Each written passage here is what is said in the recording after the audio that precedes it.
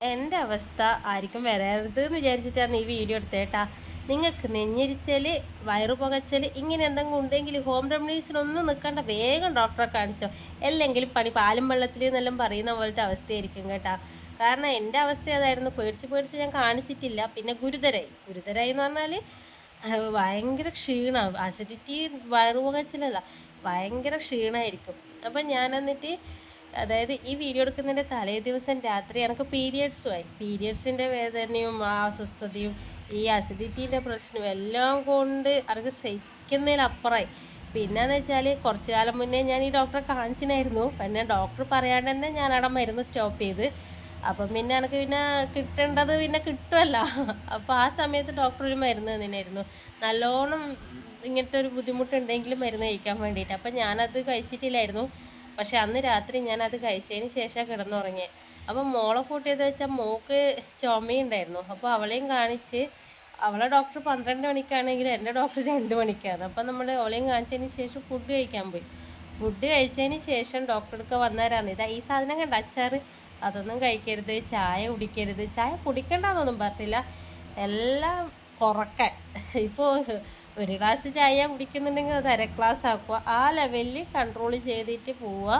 ഇനിയിപ്പോൾ ഇടയ്ക്കിടയ്ക്ക് ഈ ഒരു അസുഖം വരുന്നുണ്ടെങ്കിൽ എൻഡോസ്കോപ്പി ചെയ്യണം എന്ന് പറഞ്ഞു. അതായത് വയറ്റിനുള്ളിൽ വലിയ അൾസറോ അങ്ങനെ എന്തെങ്കിലും സംഭവങ്ങളുണ്ടോ എന്നെല്ലാം നോക്കാൻ വേണ്ടിയിട്ടുള്ളൊരു ടെസ്റ്റാണ്. ഇതെല്ലാം കേട്ടപ്പോൾ എനിക്ക് പേടിയായി. ഇതൊരു പേടിക്കൊന്നും വേണ്ട, അതെല്ലാം നിസ്സാരം ചെറിയൊരു സംഭവമാണെന്നൊക്കെ ഡോക്ടർ പറഞ്ഞ് ആശ്വസിപ്പിച്ച്. അപ്പോൾ ഡോക്ടർ എടുക്കുന്ന വഴക്ക് കിട്ടുമെന്ന് വിചാരിച്ചിട്ടാണ് ഞാൻ സത്യം പറഞ്ഞ് പോയത്. പക്ഷെ ഡോക്ടർ വഴക്കൊന്നും പറഞ്ഞില്ല കേട്ടാ, എന്നെ സമാധാനിപ്പിക്കുക ചെയ്തത്. അതുകൊണ്ട് തന്നെ എനിക്ക് വലിയൊരു ആശ്വാസമാണ്. എനിക്ക് കൃത്യമായിട്ട് മരുന്ന് കഴിക്കുക. പിന്നെ ഡോക്ടർ എപ്പോൾ മരുന്ന് നിർത്താൻ പറയുന്നോ അന്നേരം ഞാൻ നിർത്തുമല്ലോ. ഇനി എന്നെക്കൊണ്ട് കഴിയൂല സഹിക്കാൻ. ഞാനെന്ന് വിചാരിച്ചറിയാം ഞാൻ വടിയായി പോകുന്ന വിചാരിച്ചത് തലേ ദിവസം രാത്രി. അങ്ങനത്തെ അസ്വസ്ഥത.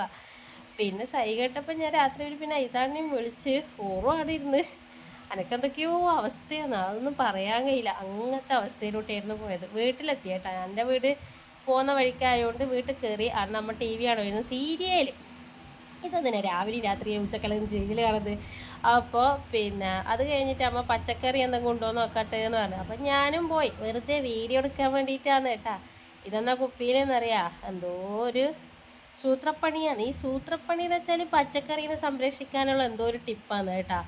ആ ടിപ്പെല്ലാം വേണമെങ്കിൽ എന്നോട് പറഞ്ഞോ, ഞാൻ അമ്മേനോട് ചോദിച്ചിട്ട് പറഞ്ഞുതരാം. കാരണം എനിക്കറിയില്ല. അപ്പോൾ കക്കിരിക്കലും ഉണ്ട്. അപ്പോൾ ഈ അസിഡിറ്റിക്ക് കക്കിരിക്കലും നല്ലോണം കഴിക്കുന്നത് നല്ലതാണ്. അപ്പോൾ അത് വളർന്ന് വന്നിട്ടില്ല, പക്ഷെ അമ്മ എനിക്ക് പൊട്ടിച്ച് തന്നു കേട്ടാ. അപ്പോൾ അതെല്ലാം എടുത്ത് ഞാൻ എന്താ പോക്കായി കേട്ടാ. ഇന്നത്തെ യാത്ര ഇത്രയേ ഉള്ളൂ.